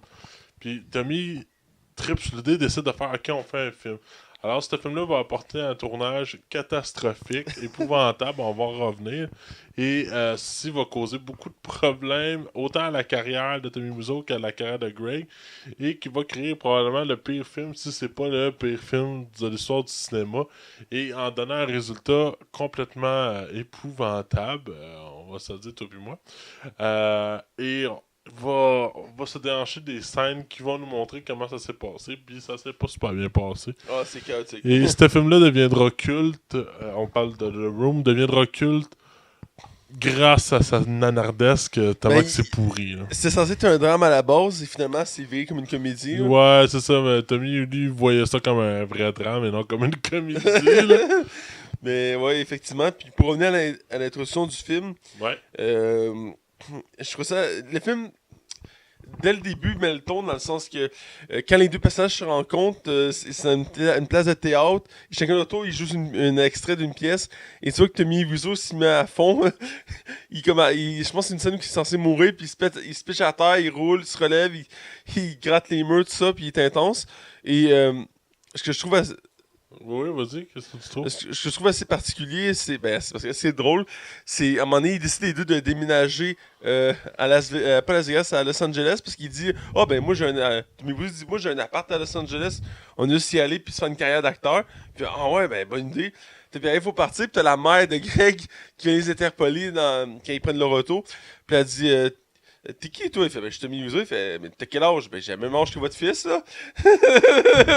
Déjà là t'es comme il y a de quoi qui marche pas. Ah ouais, il y a comme une claire. Elle dit tu viens d'où? Il dit j'ai de la Nouvelle-Orléans. Ce qui est fascinant, c'est qu'on sait pas de où il a trouvé son argent. On le saura jamais. Encore aujourd'hui, il n'y a personne qui le sait. On sait pas son vrai âge, de où il vient, Tommy. C'est vraiment un personnage en part entière. En tant que tel, on dirait qu'il est quasiment trop exagéré tellement que ce personnage-là est du fuck. écoute, il prend de la place, puis il est unique en son genre, puis à la fin du film, ils nous disent on sait rien de lui, genre. Ah oui, même le film le mentionne, puis ça a l'air que Tommy Wiseau est quelqu'un de très imposant dans la vie tous les jours. Ouais.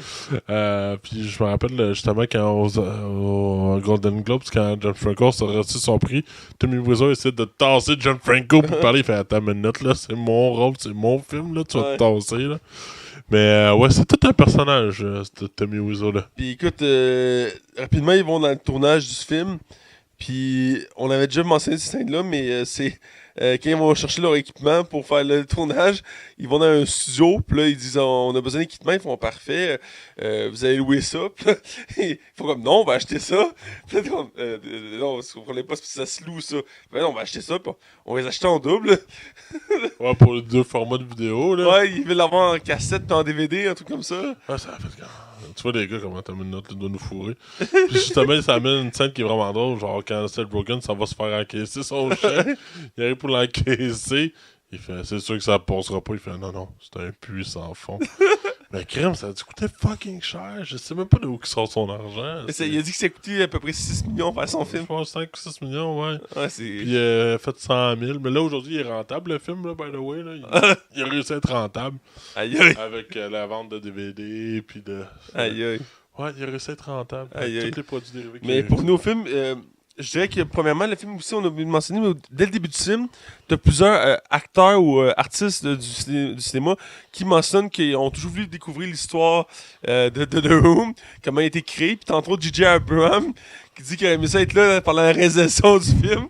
Je trouve ça très drôle. Ouais, c'était bien pensé, cette scène-là, au début. C'est une belle introduction, puis c'était comme pour montrer que, dans le fond, ils l'ont tous apprécié. Là, c'est comme... Tout le monde, ben, quand tu vois ce que c'est puis comment ça a été fait, tu regardes The Room d'un autre œil. Là, Ouais. Ça aurait pu être un drame juste bobotch au cinéma. Non, c'est juste terriblement mauvais, là, mais Ah, c'est... moi, je l'ai vu 2 fois, The Room, puis tu l'apprécies, The Room. Tellement que c'est mauvais. You tell me apart, Lisa! Il y a des phrases qui sont cultes. Oh, Mark, what a story! Je t'aime, t'as pas obligé de me le dire, c'est quelque chose qu'on doit sentir.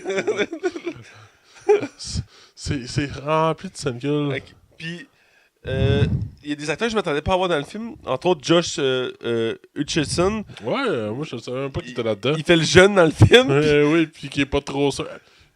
J'ai vu une entrevue qui disait justement que c'était dur d'être aussi mauvais. C'est dur d'être autant mauvais dans un film de même, genre. Ah, c'est quelque chose. Puis Zac Efron, dès le début du film, moi je m'attendais pas. Ah oui, même sur le coup, j'étais même pas sûr Ouais, que c'est c'était lui. Zac Efron, je regarde mes amis, je fais hey, c'est Zac Efron, ils font hey, mais c'est Zac Efron! C'est le meilleur acteur du film. là. Genre, puis il fait genre 2 scènes. Oh ouais. Ah, c'est quelque chose. Puis, montrant qu'il est pas. Parce qu'on voit tout l'envers du décor de la réalisation du film. Puis, t'as le compteur aussi en bas qui montre, c'est censé être 40 jours. Finalement, ça en prend genre 78 ou un truc Ouais. comme ça. C'est assez terrible. Puis, il y a plein de petits éléments qui montrent comment c'est chaotique. Entre autres, une actrice, c'est une vieille, elle joue dans le film, puis elle dit à un moment donné, je dis que j'ai un cancer, mais on n'en reparle plus jamais dans le film. Ah ouais, Je comprends pas pourquoi. Pourquoi on en parle? Même pendant la projection, comme je sais pas, on dit c'est ça, puis je sais même pas pourquoi. Ou de Zac Efron, fait comme hey, moi j'ai joué dans le film. Fait comme ah ouais, t'as joué dans le film. Tout est long, c'est de même. Puis, ben dis-moi une scène marquante que t'as aimée. Là, tu me prends par surprise. Ben, la présentation du film, faut dire que. Mais je pense que ce qui m'a marqué le plus, c'est la scène de sexe avec Thomas. Là, c'est juste cringe. Là. C'est juste du malaise par-dessus du malaise. Là. Ouais. Parce que tu vois que cette scène de sexe-là n'a pas dû être faite. Comment je pourrais dire ça? Ça a été fait dans le respect, c'est pas ça la question, mais je pense que ça a été fait de croche. C'est vraiment malaisant. Puis. Jane Franco, alias Tommy Wiseau, se promène la bisoune à l'air. Hey, t'imagines-tu l'ambiance qu'il devait avoir pendant ce tournage-là? Puis en plus, ça a l'air qu'il fait fucking chaud dans le film, là. Ouais. Ah ouais, c'est... Ouh... Il y a tellement de scènes de malaise. Justement, quand Josh embarque dans le lit avec eux autres, genre... Ah, parle-moi de ta vie sexuelle. C'est tellement du malaise, là. Ouais, ils sont comme genre, c'est quoi leur relation entre les trois? Là? Ah, c'est ça, là. Puis il a quel âge? Tu sais, on sait pas. Et il dit, il fait comme Tommy, juste savoir mon personnage j'ai quel âge, là? Parce que moi j'ai 24 ans. Est-ce que mon personnage a 24 ans? Il fait, ben, ton personnage a 14 ans. Il fait, ouais, mais j'ai pas 14 ans. Il fait, c'est pas grave, ça va être correct. Ça va passer. Ça va passer. On sait pas pourquoi le jeune, il doit de l'argent. Ouais, il s'est tabassé au début du film, là. Ah oui, c'est ça, ils leur font aussi la scène dans le film qui sont tous habillés en veston-cravate. Pour aucune raison. Ils sont tous en costume, puis il n'y a aucune raison, genre. Fait que, en tout cas, c'est des scènes de même, je pense. Ou la bonne femme qui tombe dans les pommes parce qu'il fait trop chaud. Il fait trop chaud. Une qui m'a marqué, c'est celle où la première scène que Tommy Wiseau joue sur le toit. Qui dit, il doit dire une phrase. Ah ouais, puis je pense que c'est plus long que ça montrait dans la bande-annonce. Hein? Ah, c'est terrible! Puis ça a pris un nombre incalculable de prises. Puis je veux dire, la scène, c'est très simple. C'est que c'est sa première scène, il est sur le toit. Il sort par la porte pour arriver sur le toit. Et il doit dire c'est pas de ma faute, j'ai pas voulu ça, je l'ai pas blessé. Oh, salut Marc! Ouais. Puis écoute, c'est lui qui l'a écrit, là. Il l'a écrit. Ouais, puis... Mais où justement, où quand il fait, ouais, l'autre fait, ouais, mon ami s'est fait tabasser par 5 gars. Puis lui, il est comme, oh, mais quelle histoire, Marc! Là, Seth Rogen va le voir, il fait, attends une minute, là, c'est toi qui as écrit ça, puis tu sais que c'est pas drôle. Il fait, tu sais, joue là de même, là, tu sais, on va essayer de tragique. Oh, mais quelle histoire, Marc! il dit, tu sais, des fois, les gens ont des réactions random. Il dit, ben, c'est ça que je fais. Et ça regarde comme, ok. Est-ce que ça va ce La fin, ils vont comme, ok, on regarde cette prise-là. Ouais, puis à la fin, il vire le réalisateur puis le producteur pour aucune raison. Aussi, ils m'ont pas pris dans le film, il a viré les acteurs parce que Greg, à la base, il jouait pas dans le film. Son personnage, c'était joué par un autre acteur, mais dès le début du film, il tapait ses nerfs à Tommy Wiseau, fait qu'il l'a renvoyé, puis il l'a proposé à Greg. Ah ouais, je savais pas. C'est pas mentionné dans le film, mais j'ai vu ça dans quand j'étais allé voir le Wikipédia du film. Ok. Ouais.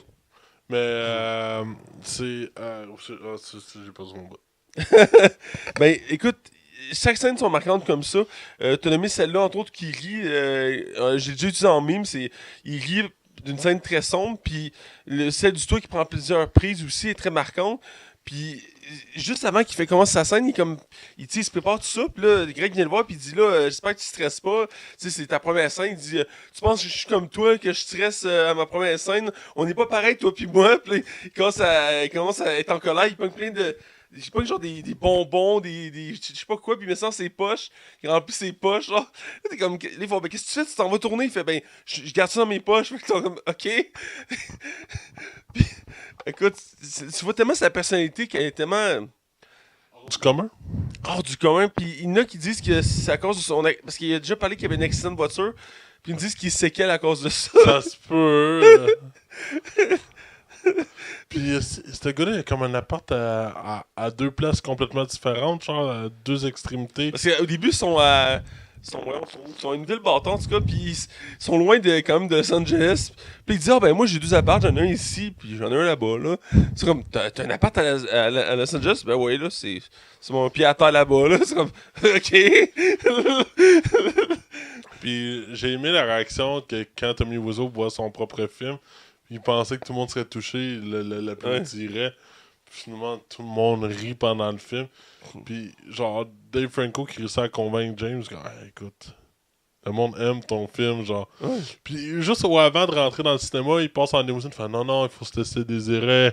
C'est Il essaie de continuer puis de faire un autre tour. C'est tellement absurde, tu Chris. Il y a une scène que j'ai trouvée très profonde, je pense que c'est la plus profonde du film, c'est à un moment donné, vers la fin du film, Tommy Wiseau a peur de perdre Greg, fait qu'il décide de tourner une scène à l'extérieur dans un parc où il se lance un ballon, parce que Tommy sait pas lancer un ballon de football, là. Faut le préciser. Pas du Il tout, dit j'adore le football, j'en jouais quand j'étais petit. Tu vois clairement que c'est pas lancer un ballon de football. Puis ils font la scène, puis Greg finit par péter une coche, puis il dit là, je suis tanné, là. Fait, t'es qui, toi, genre? Ouais, tu sais rien, où vient ton argent, t'as quel âge, t'es né où? Mais non, tu peux pas. On peut pas, là, on est en train de tourner une scène, fait comme, on peut pas parler de ça. Là, il fait, mais non, tu fais du réel, on fait du réel, là. Parle-moi, là. Ouais, je comprends pas pourquoi il le dit pas. C'est un mystère autour de lui, je sais pas si c'est volontaire, mais écoute, c'est une des scènes, je trouvais, les plus profondes, puis elle se détachait des autres scènes du film, qui étaient plus ou moins légères, tout drôles à la fois, ou malaisantes. Celle-ci, elle venait chercher plus ce côté, la tension qu'il y avait entre les deux, qui était très palpable. Puis ils sont toujours amis actuellement, puis ils font toujours des projections. Ouais, c'est ça, là, il y a un film qui s'en vient, Best Friends, là. Ouais. Ils vont surfer un peu sur leur... C'est leur nouvelle gloire, mais écoute, ce film-là, il marquait. Il y a d'autres scènes qu'on n'a pas marquées. Ah oui, j'ai mis un caméo qui m'a surpris, puis ils l'ont bien fait. C'est Braden Creston, qui est dans le film, Ouais. puis qui a été maquillé pour être jeune, parce que le film date de quand même une dizaine d'années au moins. Puis dans le fond, c'est qu'ils sont dans un café, Greg puis sa blonde sont dans un café, puis ils voient l'acteur, puis ils font « Oh my God, c'est lui qui produit Malcolm, la série comique américaine. » Puis là, ils vont le voir, ils font « Hey, je suis acteur, tout ça, j'adore votre série. » Tu sais, il fait « Hey, j'aime ton look, j'aurais besoin d'un bûcheron dans un de mes épisodes. » C'est ensuite bûcheron, puis Greg, comme hey, oui, c'est une bonne idée. » Puis ils l'ont maquillé vraiment parce qu'il est rendu vieux, cet acteur-là. Ouais. Puis je trouvais ça bien fait. Puis c'est aussi des scènes qui créent une tension parce que Tommy Wiseau, il demande de raser sa barbe. Puis comme je peux pas raser ma barbe, on peut attendre une semaine. Puis disons, on peut pas, on n'a pas le temps, là. Puis C'était la chance à Greg de percer à travers le cinéma, puis je trouve ça, c'est une des, tu vois que c'est un des, ça vient le chercher, là, c'est crève-cœur comme une douleur. Puis je trouve ça c'est triste pour lui. On vient triste pour lui, puis on trouve dommage qu'il s'est fait embarquer comme ça. C'est comme un petit poisson. Là. Mais sinon, à part ça, je pense qu'on a fait pas mal le tour du film. Là. Moi, j'ai rien d'autre à rajouter. Ben parfait, écoute, on va avec la note finale. Ouais. Je vais te laisser commencer. Ben, pour moi, c'est un des meilleurs films. C'est probablement le meilleur film de Jim Franco. Écoute, c'est impeccable, c'est bien joué, c'est bien réalisé, il y a l'esthétique, tout ça. C'est une histoire qui est touchante en même temps de pas l'être, c'est du drame, en même temps d'être une comédie. C'est bien dosé, c'est bien amené. Ça ridiculise pas Tommy Wiseau. C'est respectueux. Ouais. C'est respectueux de toutes les personnes qui ont joué dans ce film-là. Ça aurait pu être on se fout dessus de l'Oriole pendant 1 heure et demie. Non, c'est pas du tout ça. On va plus loin que ça. Pour moi, ce film-là, c'est un excellent film. Je sais pas à quel point il va rester dans la mémoire collective, mais c'est un film que j'apprécie beaucoup. Alors, je donne vraiment, puis c'est rare, je donne ça, mais 4.5 sur 5. Un 4.5 sur 5. Sans hésiter. C'est un de mes meilleurs films que j'ai vu au courant des dernières années. Et toi, Mathieu? Je suis dans la même ligue, c'est un excellent film que j'ai adoré et un des meilleurs films que j'ai vu dans les dernières années aussi. Je dirais qu'il joue bien la transition entre le drame, la comédie, le malaise, la réalité aussi. Il y a un beau mélange de ça, puis les performances là-dedans, tous les acteurs font une performance très bien faite, très bien détaillée, très profonde. Jim Franco dépeint très bien un Tommy Wiseau unique en son genre, qui a une personnalité envahissante, si je peux dire, et qui veut tout contrôler, donc. Et j'ai aimé tout ce que j'ai vu dans le film. J'ai qu'il n'y a pas de longueur. Tout se suit sans briques, un air de l'autre. On est surpris à chaque tournure de scène parce que pour ceux qui connaissent pas l'univers ou qui connaissent, c'est surprenant comme situation. Et écoute, le film, comme tu dis, il n'est pas là pour rire de l'histoire de ce film-là, mais pour rencontrer l'histoire de ce film-là. Donc, montrer les faits. Et donc, oui, ça se veut comique dans un sens, mais pas humiliant et très représentatif. Je pense que le souci du détail a été très travaillé, autant les personnages que les décors. Ouais, à la fin, ils montrent des comparaisons entre le film original et le vrai, puis il y a vraiment un travail qui a été fait là. Oui, c'est ça qui est intéressant. À la fin du film, ils montrent les vraies scènes avec les scènes qu'ils ont faites, puis c'est identique, c'est vraiment très beau. Les micro-différences, on s'entend. Ouais, mais c'est ça, mais tu peux pas faire du pareil. Là. Non, c'est très difficile, mais j'ai aimé cet hommage-là. Qu'ils ont pu faire à The Room. Donc, pour ce film-là, il mérite une très bonne note aussi. Je vais dans la même ligne que toi. J'ai un 4.5 sur 5. C'est dans les tops des films que j'ai vus et que je recommande chaudement. Donc, voilà. Ils sont déjà rendus à la fin de notre émission. Vous pouvez nous suivre comme d'habitude, moi, sur Facebook. Mathieu Belprévost. Vous pouvez suivre Marc Staillon sur Facebook et Twitter. La Ligue des Civoires est disponible sur Twitter, Facebook, iTunes, YouTube, RZO, DJ Pod. Canal Cinéma sur le 101.9 CHI les samedis 20h. Et donc, c'est partout où vous pouvez nous trouver. Et on vous dit à la semaine prochaine. Et restez à l'afflux de notre podcast. Ouh.